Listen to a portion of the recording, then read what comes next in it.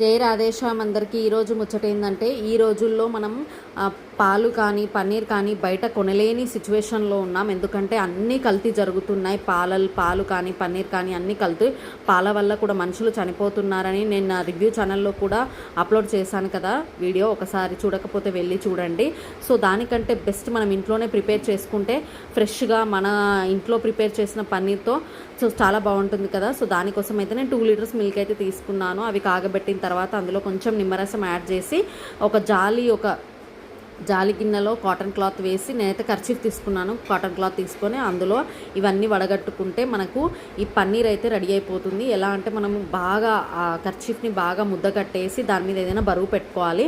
నా దగ్గర అయితే పన్నీర్ మౌల్డ్ లేదు. పన్నీర్ మౌల్డ్ తీసుకోవాలన్న ఆలోచన ఉంది. ఎందుకంటే మేము ఫ్రెష్గా అన్ని ఇంట్లోనే ప్రిపేర్ చేసుకుంటున్నాం. పాలు, పెరుగు, పన్నీర్ అండ్ నెయ్యి కూడా అంతా ఇంట్లోనే ప్రిపేర్ చేసుకుంటున్నాం కాబట్టి మౌల్డ్ అయితే తీసుకోవాలని ఉంది. సో తీసుకుంటాం, ముందు షేర్ చేస్తాను మీకు. ఒక గంట తర్వాత తీసి చూస్తే ఇలా పన్నీర్ అయితే రెడీ అయిపోతుంది. ఫ్రెష్ పన్నీర్ మన ఇంట్లో తయారు చేసుకున్నది ఎంతైనా హెల్త్కి చాలా మంచిది. నచ్చితే లైక్ చేసి మన ఛానల్ని సబ్స్క్రైబ్ చేయండి.